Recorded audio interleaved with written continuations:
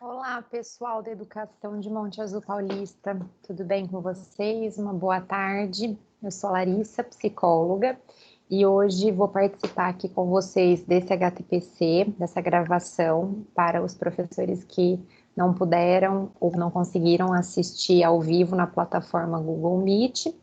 E esse ano a campanha do Setembro Amarelo aqui em Monte Azul Paulista está sendo realizada pela Prefeitura Municipal, pela Secretaria de Promoção Social, o CRAS, o Adolescentro, a Secretaria de Educação, o Programa Crescendo com Qualidade, a Associação Vida Bem Vivida e também a Saúde. Nós estamos fazendo as ações online devido à pandemia, né, do coronavírus, então para que todo mundo se proteja também, nós estamos contando aí com os recursos tecnológicos e a melhor maneira de utilizá-los. Então, primeiramente, queria agradecer a Regina, nossa secretária, por abrir esse espaço para que a gente pudesse conversar com vocês, professores, a respeito da questão da campanha, né, de prevenção ao suicídio e pela valorização da vida.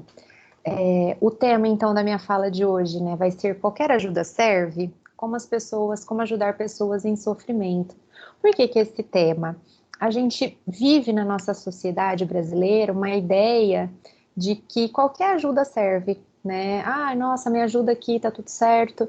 E na verdade não é qualquer ajuda que serve, que é útil, principalmente quando a gente fala de pessoas em sofrimento, que é o caso do público, né, que tem a ideação suicida, que acaba tirando a sua própria vida. Então, uma ajuda, né, uma intervenção inapropriada, inadequada, descuidada, pode ser pode custar a vida de alguém, né, pode ser extremamente prejudicial nesse momento. Então, hoje nós vamos passar um pouquinho a respeito, né, do porquê que é tão importante a participação da educação nessa campanha. Vamos entender um pouco sobre os aspectos emocionais da pandemia que nós estamos vivendo. Não tem como excluir a pandemia do coronavírus deste cenário, né, e da campanha em si, e também de que maneira que a gente pode ajudar as pessoas do nosso dia a dia que estejam sofrendo, além de algumas intervenções que nós podemos realizar frente às pessoas que estejam numa crise suicida, né, que estejam numa crise emocional intensa, e dessa maneira poder subsidiar, poder auxiliar o trabalho de vocês, seja nessa modalidade remota, como está acontecendo no momento, ou então durante o processo de retorno das aulas presenciais.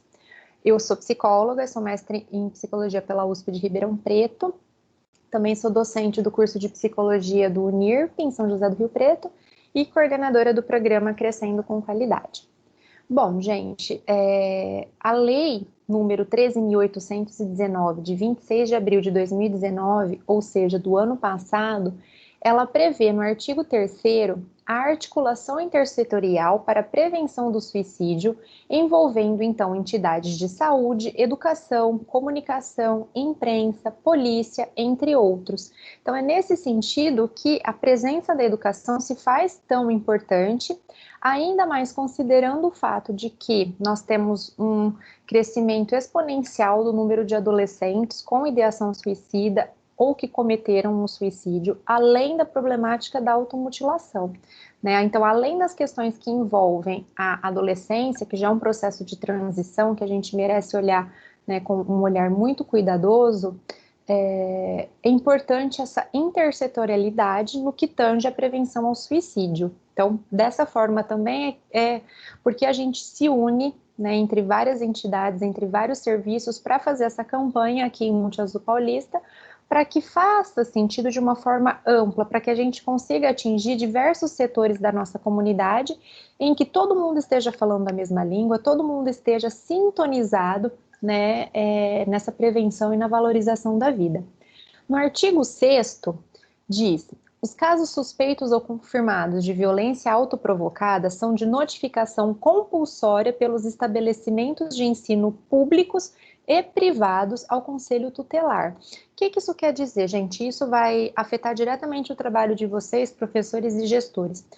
Qualquer situação que envolva violência autoprovocada é obrigatória a notificação ao Conselho Tutelar. Então, o que é violência autoprovocada? seriam, então, o suicídio confirmado, a tentativa de suicídio e o terceiro item, né, que que os estudos mostram a ocorrência no ambiente escolar, que é o ato de automutilação. Então, a criança se corta, se machuca, né? E aí a automutilação pode ter ou não ideação suicida. O que isso quer dizer? O fato de que tem algum adolescente, alguma pessoa se automutilando, não quer dizer que ela queira se matar, que ela tenha a intenção de acabar com a sua própria vida. Então, às vezes a automutilação está sim relacionada com a vontade de morrer, às vezes não. Entretanto, gente, é preciso, então, que a gente preste atenção na forma como a gente vai fazer essa notificação. Por quê?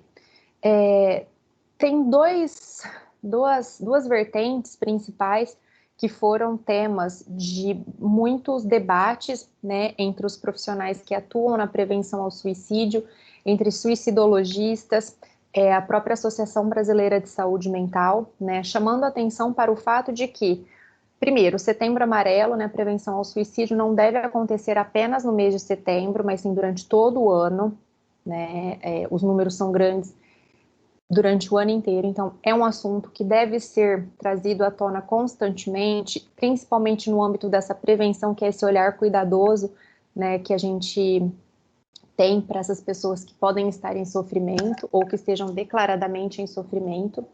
O outro cuidado, gente, é de não associar a campanha do Setembro Amarelo e a prevenção ao suicídio unicamente ao âmbito da saúde mental, porque isso traz uma ideia de patologização da problemática do suicídio, do fenômeno do suicídio.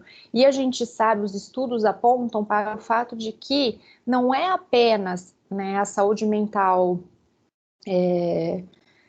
em desequilíbrio, né, o sofrimento que causam, né, que provocam essa ideação suicida e o suicídio em si. Então, são múltiplos fatores, são fatores sociais, culturais, psíquicos, políticos, né, que culminam aí no ato suicida. Então, não associar apenas a depressão a transtorno borderline, a transtorno bipolar, tá? É um fenômeno que deve ser olhado de uma maneira interdisciplinar e multiprofissional também. E o terceiro aspecto, gente, do cuidado também ao notificar, é de não generalizar, né, esses adolescentes, essas crianças que frequentam, né, a escola, como oriundas de famílias desestruturadas, entre aspas. Esse termo família desestruturada é um termo que não é utilizado na psicologia, no serviço social, na antropologia, por quê? Não existe uma família que seja estruturada, né? O que a gente vai falar é a respeito de famílias com vínculos mais empobrecidos, enfraquecidos, e isso não depende do arranjo familiar, da configuração familiar ou da reconfiguração familiar, que são aquelas famílias que tiveram um divórcio, né, ou separação, e aí um casou com o outro casou com o outro, então nós temos famílias recompostas, mas desde que o vínculo, né, desde que as relações permaneçam estáveis, equilibradas, sem problema nenhum. Muitas vezes aquela família tradicional que a gente conhece, né, da propaganda de margarina, com pai, mãe e filhos, pode ter vínculos, relações extremamente fragilizadas, e isso é tão prejudicial para a criança quanto uma família que não seja composta pela mãe pelo filho, ou pelo pai pela filha, né, independentemente dessa configuração, desse arranjo familiar. Então, nós não temos configurações familiares que sejam mais suscetíveis ao suicídio, tá? Então, esses são alguns cuidados bem importantes aí nesse processo de notificação. Para refletir, então, o suicídio é um fenômeno multifatorial. Em todas as campanhas do Setembro Amarelo a gente foca nisso, né? A pessoa não acorda do nada e fala, hoje eu vou terminar com a minha própria vida, eu vou acabar com a minha vida. Não, é algo que vem se acumulando, é algo com o qual a pessoa não sabe mais lidar, ela não tem mais esperança na resolução daquele conflito, ou então para aquela angústia, né, sair dela, para que ela não sinta mais aquilo. Então, quando a gente pensa no modelo biomédico, isso reduz a sua complexidade. O que seria esse modelo biomédico? Aquela associação, então, entre ao perfil, né, suicida a uma psicopatologia, um transtorno mental, a depressão, o transtorno borderline, o transtorno bipolar. Isso reduz a complexidade do sujeito e ao fenômeno multifatorial que envolve a temática do suicídio. Então, esse fenômeno multifatorial requer esforços que sejam interdisciplinares, multiprofissionais, por isso que toda a equipe, todo mundo trabalhando junto, todos os setores da sociedade trabalhando juntos, para considerar os aspectos existenciais, psíquicos, sociais, midiáticos, com relação às mídias sociais, né? Então, a quantidade de likes, de compartilhamentos, de views que você tem num determinado vídeo que você postou. Os adolescentes, eles costumam se prender muito a esses números, né, das redes sociais, e mesmo o cyberbullying, né, em que às vezes uma foto que você saiu num ângulo um pouco que não te favorecia, isso é compartilhado nos grupos e aí, né, é muito ruim para a autoestima do adolescente. Também são culturais e biológicos. A gente não pode reduzir apenas a esses esforços, né, essas características biológicas, mas sim a todo esse fenômeno multi. Nesse sentido, então, qual que é a melhor abordagem para a gente tratar, né, a questão da promoção da saúde mental e a prevenção ao suicídio? Seria uma abordagem baseada nos direitos humanos, como alternativa a esse modelo biomédico que reduz apenas esses aspectos biológicos, tá? E o sofrimento mental nas escolas, gente, acaba sendo muito presente. Então, é uma grande preocupação, principalmente nesse momento agora de pandemia, né, e de possibilidade de retorno para as atividades presenciais. Então, nós temos um sofrimento bastante visto na comunidade escolar, entre os professores e entre os alunos. Em toda a polêmica da questão da medicalização da infância, da patologização da infância, mas também temos professores muito adoecidos, que usam remédios para dormir, que usam ansiolíticos, que usam antidepressivos, né? São conversas comuns que a gente vai ouvindo e isso reflete, né, algo mais macro que diz respeito aí à comunidade escolar. Então, o suicídio, ele deve ser visto como um fator que ele é social, oriundo, né, de toda essa complexidade deste fenômeno e dessas questões, então, psíquicas, sociais, culturais, e não é apenas um fator individual, né, o que quer dizer o seguinte, que a ideação suicida, né, essa vontade de acabar com a própria vida, muitas vezes não parte apenas do sujeito, mas de tudo aquilo que está circundando o sujeito, que também não é apenas a família, né, são todos os setores que onde o sujeito não tem mais a esperança, não consegue visualizar uma maneira de acalmar aquela angústia, aquele sofrimento. E também nós temos a presença dos determinantes sociais relacionados à desigualdade social. E a pandemia veio escancarar isso mais uma vez, né? Quando a gente pensa, inclusive, no ensino remoto, a quantidade de recursos mesmo tecnológicos que as pessoas dispõem para conseguir assistir a aula, se tem internet, se não tem internet, né? Então isso vem aí disparando esses determinantes sociais, né, que tratam o suicídio como um fator social e não individual.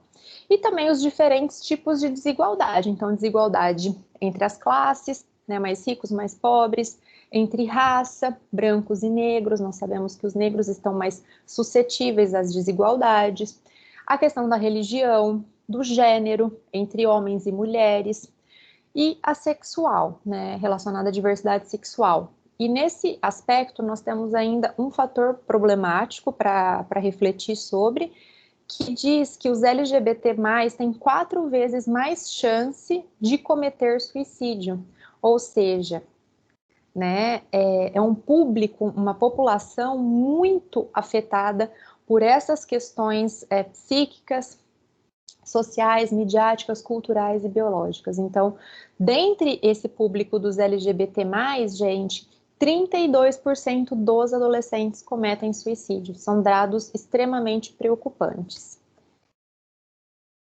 Passando aqui, então, para a realidade que nós temos do coronavírus, né, da nossa pandemia aí que nós estamos vivenciando.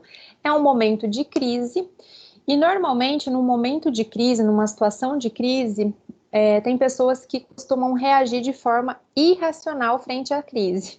Uma delas é através da histeria. Então, no início da quarentena, nós tivemos o quê? Pessoas desesperadas, correndo até o supermercado para comprar todo o estoque de papel higiênico possível e imaginável. Não sei de onde que surgiu isso, né?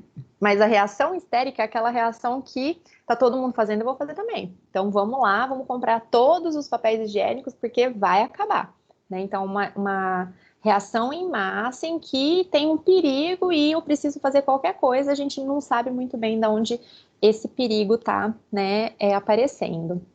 Nós temos a negação, né, que não está acontecendo nada, não tem problema nenhum. Então, essa foto que eu coloquei aqui é da praia do Rio de Janeiro, ontem, domingo, né, dia 13 de setembro. Então, assim, no meio de uma pandemia, pessoas morrendo, hospitais lotados, crise muito grande. Não, vou lá para a praia, vou curtir, não tem nada disso, é uma gripe, não passa disso, né? Eu nego a intensidade daquilo que está acontecendo e eu nego também o quanto aquilo pode ser ruim, né? E o terceiro e último é o saudosismo. Então, porque antes da pandemia, antes da quarentena, nossa, que saudade de como era antes. Mas o problema do saudosismo, gente, é que antes da quarentena, as pessoas também reclamavam, as pessoas também estavam infelizes, as pessoas também tinham problemas, né? Então, será que você está com saudade daquilo que estava acontecendo antes? Né? Ou então é apenas uma reação negativa e irracional frente. O que eu tenho agora? O que eu posso fazer agora? Já que não tem como voltar no tempo, não tem nada que a gente possa fazer a não ser se proteger. E aí, quando nós pensamos, então, né, em situações de crise, o que vai diferenciar dessas reações irracionais são, obviamente, as ações racionais, os pensamentos racionais. E muita gente vê também nas redes sociais uma ideia de que, nossa, tenha pensamento positivo, tem que ter pensamento positivo, tem que ter pensamento positivo. Porém, gente, essa foto aqui do barco afundando representa o fato de que, se eu tiver apenas um pensamento positivo, o barco vai afundar e vai levar as pessoas que têm pensamentos positivos, mas também aquelas pessimistas. Por quê? Tá só no campo do pensamento. Se eu só penso ou não ajo, nada muda. Então, o que diferencia nessas pessoas com essas reações mais irracionais nesse momento de crise são as ações positivas, né? Então, tem um pensamento positivo, mas ele vem acompanhado de uma ação. Então, o que eu posso fazer, de que maneira que eu posso me adaptar a esse contexto, o que eu preciso aprender, né, para realizar o meu trabalho da melhor maneira, ou de que maneira que eu posso ajudar, né, as pessoas que estão precisando. Então, o que vale são as ações positivas e não necessariamente só o pensamento positivo sozinho.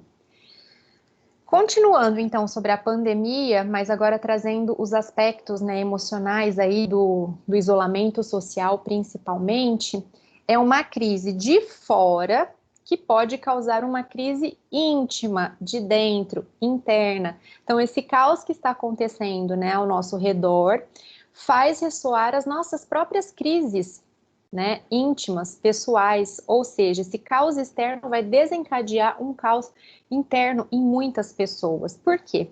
Antes nós nos distraíamos muito, né? Então, não estou muito bem hoje, estou meio desanimada, né? Não estou me sentindo legal. Vamos, sei lá, vamos passear no shopping, ou então vamos fazer um churrasquinho, vamos lá no salão, vamos fazer uma massagem, vamos caminhar, vamos para academia. Hoje em dia nós não temos mais essas possibilidades, né, de distração. A gente tem que lidar com tudo aquilo que a gente está pensando, com todos os nossos pensamentos, com todas as nossas ideias. Então, esse momento, né, que principalmente no início, que a gente estava fazendo aquele isolamento com tudo fechado, a gente teve que enfrentar esses nossos medos, as nossas angústias, as nossas ansiedades que estavam abafadas, aí distraídas, né, por todos esses eventos sociais que agora estão cancelados, mas também escancarou, às vezes, alguma relação fragilizada com um cônjuge, né, um namorado, uma relação fragilizada com um filho, e aí todo mundo ali dentro da mesma casa, como que isso fica? Né? Então, colocou a gente ali na prova mesmo, né? E agora, o que você faz com isso? Então, tivemos aí um boom, pessoas muito ansiosas, angustiadas, né? E agora, o que eu faço? Nossa, estou me sentindo, principalmente a questão da ansiedade apareceu em grande escala, mas justamente porque é um momento de muitas incertezas e de imprevisibilidade. A gente não sabe o que está acontecendo, a gente não sabe o que vai acontecer, a gente não sabe quando a vacina virá, se a vacina funcionará, se terá um outro vírus com essa potência toda, né? Então, tudo isso deixa a gente num campo de que a gente não sabe muito bem para onde a gente vai. E isso causa muita angústia já por si só, né? Então, as pessoas elas vão enfrentar e reagir a essa situação de uma forma singular, única, particular, cada uma à sua maneira. No início da quarentena, falávamos em que, nossa, tá todo mundo no mesmo barco. Não, nós podemos estar no mesmo mar agitado, mas cada uma no seu barco. Eu costumo trazer o exemplo de mães que já perderam filhos, né? Então, se eu tiver frente a frente com uma mãe que esteja me relatando o seu sofrimento frente à morte desse filho, eu não sei do que ela está passando, porque, primeiro, eu não tenho filho, segundo, eu não tenho experiência de perder um filho. Mas se a gente pegar e colocar no mesmo ambiente várias mães que já tenham perdido filhos, cada uma vai viver o seu luto à sua maneira. Tem aquelas que perderam um filho vítima de um câncer, ainda criança. Tem aquelas que perderam um filho vítima de bala perdida. Teve aquela que perdeu o filho vítima de um acidente de carro. Cada uma tem uma rede de apoio, cada uma tem seus recursos internos, né, emocionais para lidar com aquela perda, seus recursos materiais, recursos físicos. Então, tem a possibilidade de poder acompanhar, olhar esse sofrimento, posso me dar ao luxo de viajar, de fazer alguma coisa nesse sentido para eu me distrair mais uma vez. Mas mesmo dentre essas mães, elas vão compartilhar da mesma dor, porém cada uma da sua maneira. E agora, nesse momento de isolamento e de pandemia, gente, nós também temos a todo momento a morte atravessando a vida, né?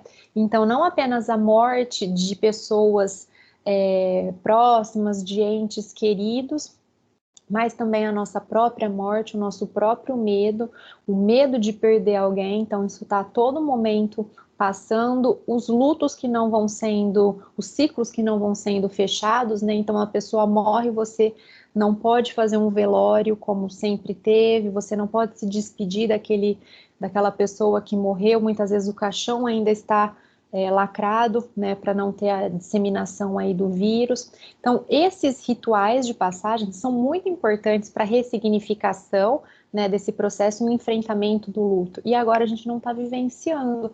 E esse medo da morte a todo momento presente. Na nossa vida, a única certeza que a gente tem é que a gente vai morrer. A gente só não sabe quando e nem como. E isso também causa essa angústia, essa dúvida e faz com que a gente desenvolva atitudes e comportamentos a fim de continuarmos vivos, né? Até porque nós temos relações interpessoais, a gente quer ficar mais tempo com as pessoas e também proteger pessoas que às vezes dependem da gente. Então, esse medo está constantemente aí no nosso cotidiano.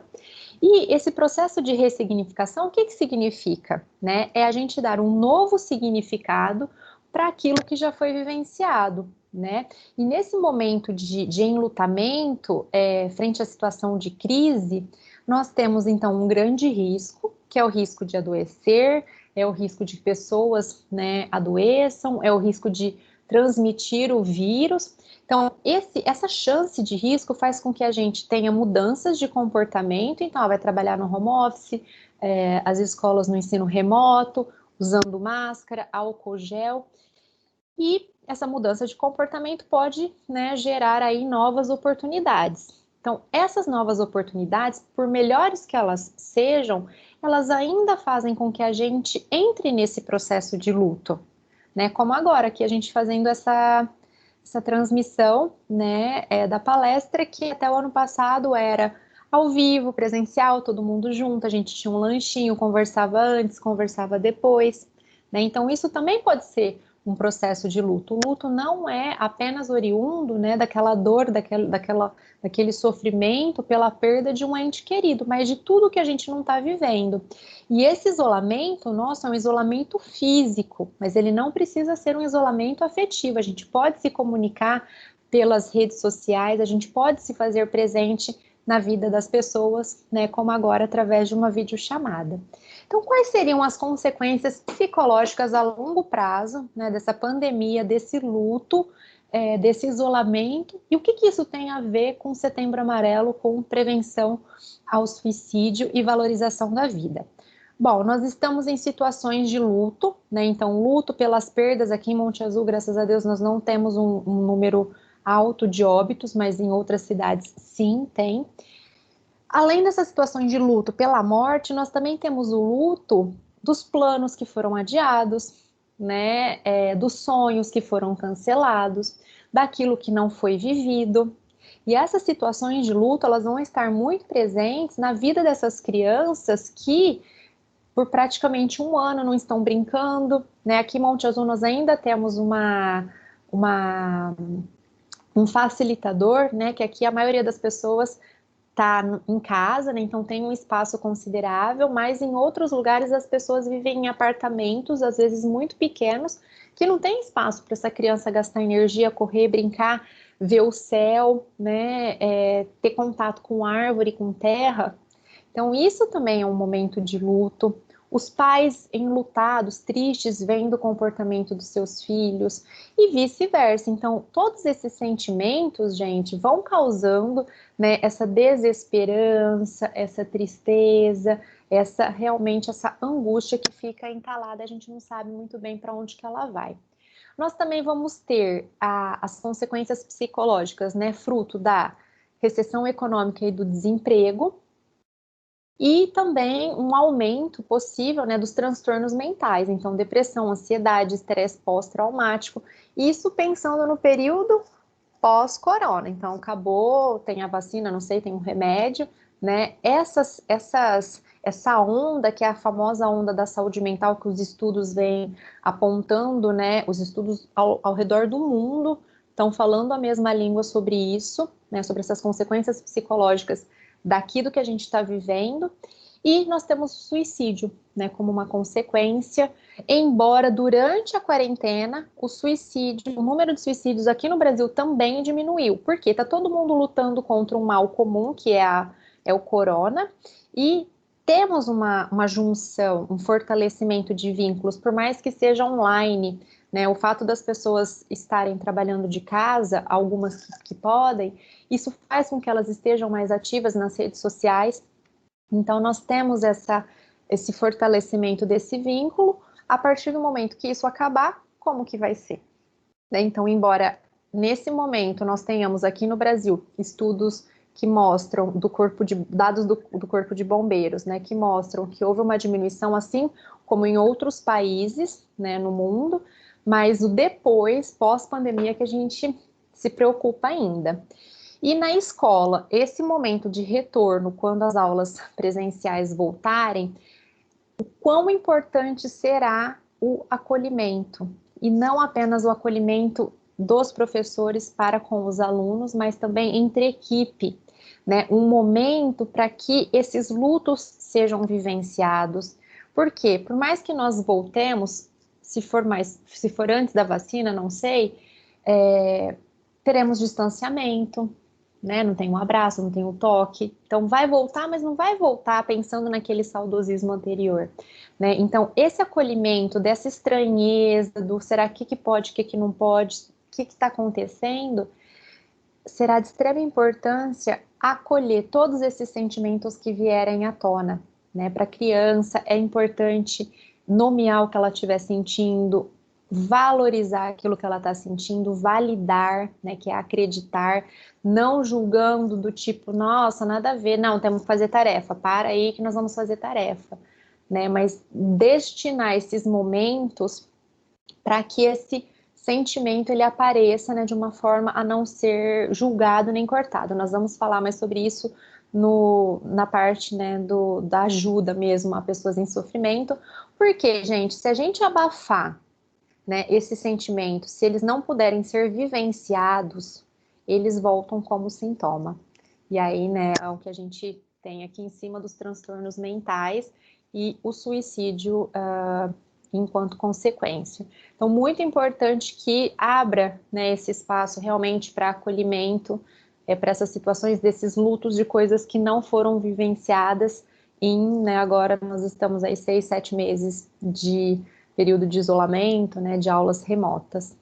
Então, como que eu posso ajudar alguém em sofrimento de uma maneira que seja cuidadosa, respeitosa, né, principalmente no que diz respeito à singularidade do sujeito, à subjetividade de cada um, né? Dei o exemplo aí dessas mães enlutadas que cada uma sofre a sua maneira.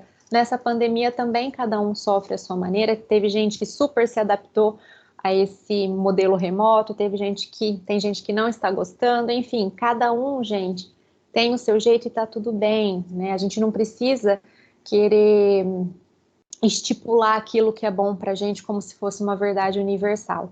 Então, esses 3 passos, né, entre observar, conversar e acolher, podem auxiliar essa pessoa que esteja em crise, que esteja em sofrimento, né? Ainda mais pensando que aqui no Brasil a gente ainda tem um preconceito muito grande com relação à saúde mental, então a psicólogos, psiquiatras, né? É como se fossem só para as pessoas que tivessem algum transtorno e não é, né? Mas também da distância, né, do quão difícil às vezes é você ter acesso ao profissional de saúde mental. Então, da mesma maneira que com os primeiros socorros médicos, né, a gente às vezes nem precisa ir para um pronto-socorro, nem precisa procurar um hospital, porque a gente estancou aquele sangue do corte, né, porque a gente colocou um gelo ali, colocou água corrente e resolveu. Os primeiros socorros psicológicos também podem ajudar nesse momento dessa crise. Então, de que maneira que eu posso acolher essa pessoa em crise? Porque às vezes as pessoas chegam para a gente desesperadas, chorando, ou então com muita raiva, muito angustiadas, muito nervosas, e a gente não sabe, eu não sei o que que eu falo, eu não sei o que que eu faço, né? Então, entendendo esses passos, a gente consegue criar essa relação de empatia com essa pessoa que esteja em sofrimento e pensando que é algo também que é disponibilizado pela Organização Mundial da Saúde, né? Mas lá eles têm um manual dos primeiros cuidados psicológicos. Aqui é mais uma ideia adaptada para o contexto brasileiro, ainda em associação com o modelo da Universidade Johns Hopkins dos Estados Unidos.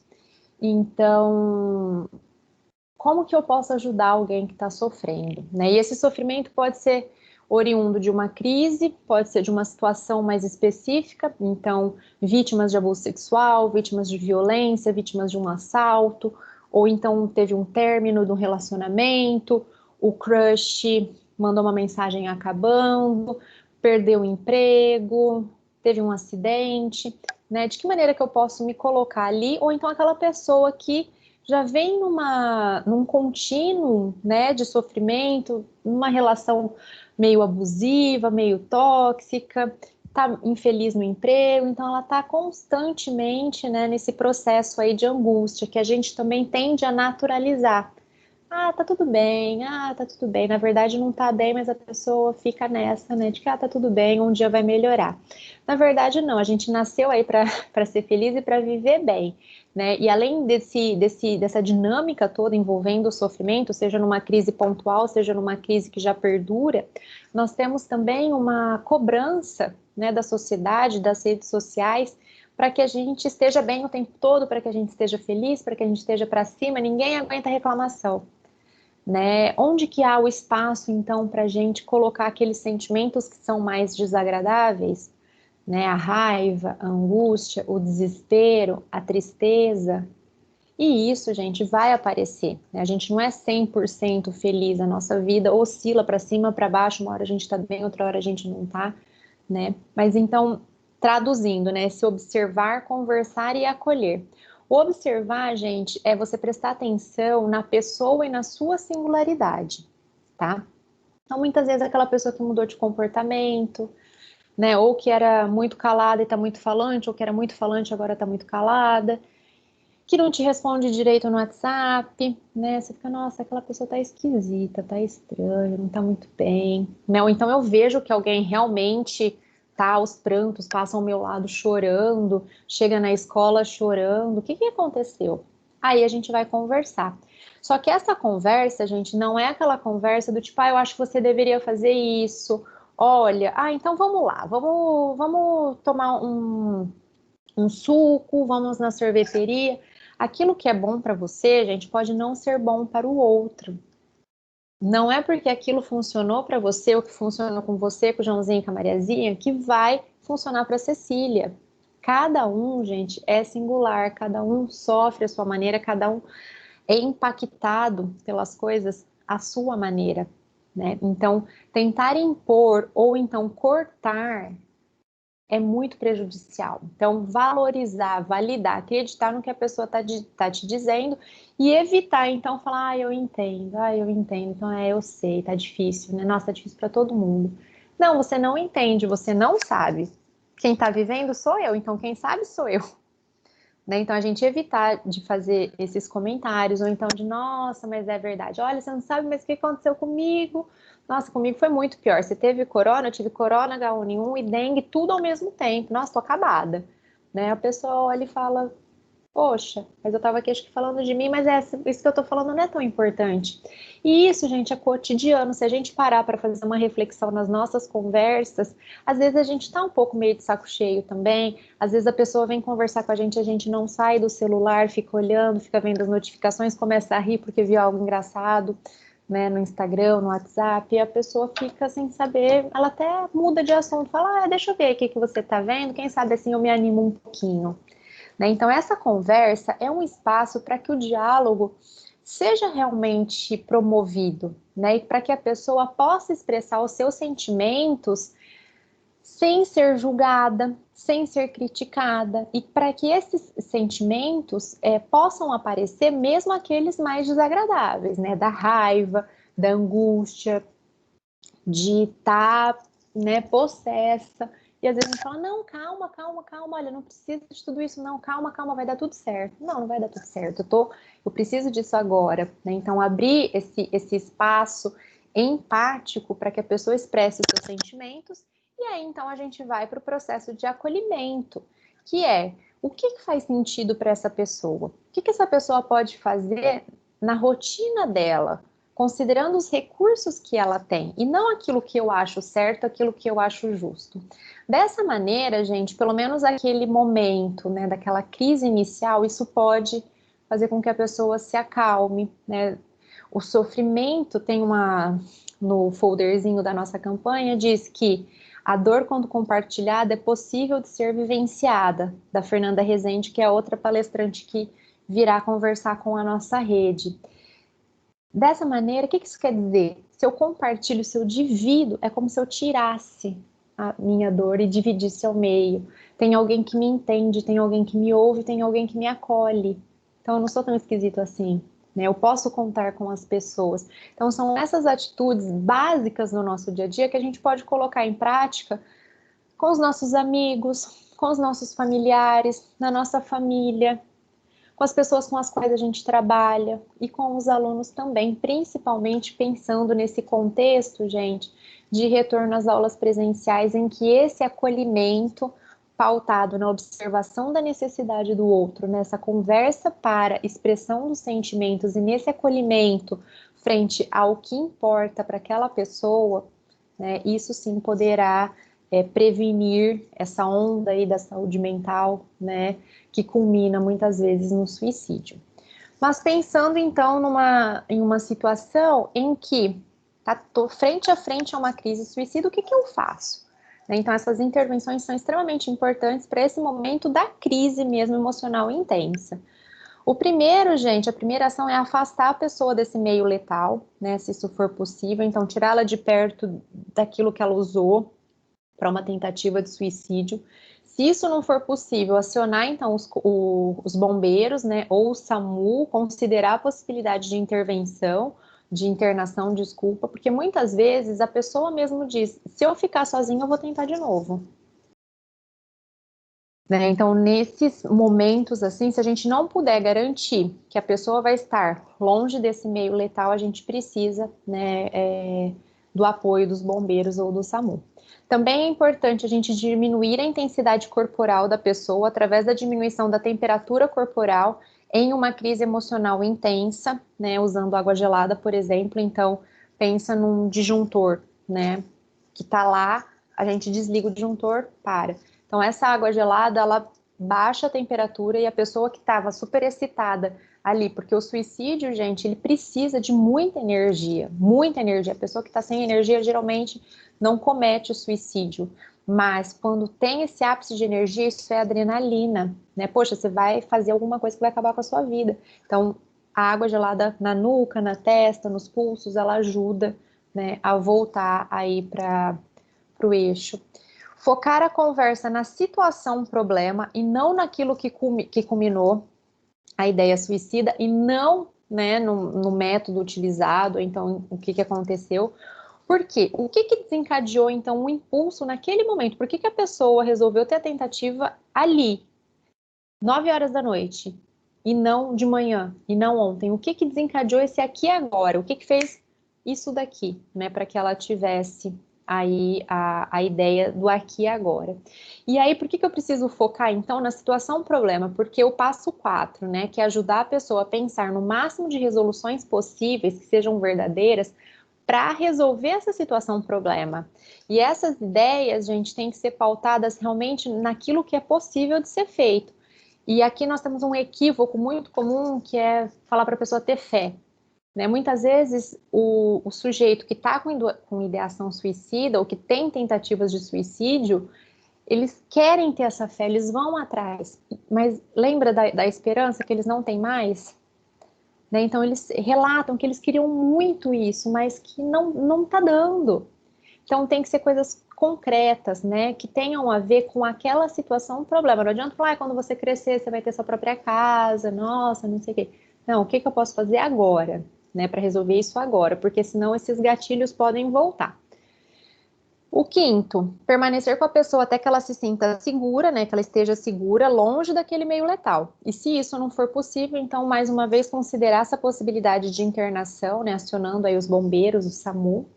E 6, construir com a pessoa um plano de crise, ou seja, uma saída de emergência. Então, esse plano de crise, às vezes, é colocar, olha, se você começar a se sentir assim, ou então se tiver esse gatilho, para quem que a gente vai ligar? Onde você vai procurar ajuda? Como que vai ser? Né? Porque às vezes tem esse combinado com a psicóloga ou com o psiquiatra, mas às vezes eles estão numa sessão, estão ajudando uma outra crise e não atende, né? E quem mais que pode entrar nessa lista, né? Nesse plano de emergência? E aí comunicar às pessoas, olha, se a Larissa ligar, você atende porque vai ser um momento de crise, né? Porque muitas vezes, gente, a pessoa frente a essa crise emocional intensa, ela vai procurar ajuda, porque ela quer se agarrar àquele último fiozinho ou gotinha de esperança que ainda resta, né? Então, geralmente ela procura, liga, vai atrás e não consegue essas respostas, né? E depois a gente fica fazendo aquela autópsia psicológica que é voltar, e como que era, né? Quando a Larissa estava aqui com a gente, e a gente se dá conta de, nossa, realmente, né? A Larissa passou por mim ontem, ela estava tão transtornada, né? Eu falei, amanhã eu converso com ela, porque agora eu estava ocupada. Às vezes esse amanhã não dá tempo, né? Então, essa saída de emergência aí, a gente avisa as pessoas, comunica, né? Para que, se tiver uma crise emocional intensa, ela sabe onde procurar ajuda. Bom, gente, era essa minha fala aqui para vocês hoje, né, nessa primeira ação aí da campanha. Essas foram as referências que eu utilizei aqui na minha apresentação e o meu agradecimento. Mais uma vez também a Prefeitura Municipal, a Secretaria de Promoção Social, o CRAS, o Adolescentro, a Saúde, a Secretaria de Educação, a Vida Bem Vivida e o Crescendo com Qualidade, por estarem juntos nessa campanha mais um ano em preservação da vida, né, e de prevenção ao suicídio. Muito obrigada. Qualquer coisa é só entrar em contato, seja pelo e-mail, pelo Instagram, né, e quem tiver o WhatsApp por conta dessas questões aí de envio de atividade, fiquem à vontade, tá bom, gente? Um grande beijo, muito obrigada e até mais.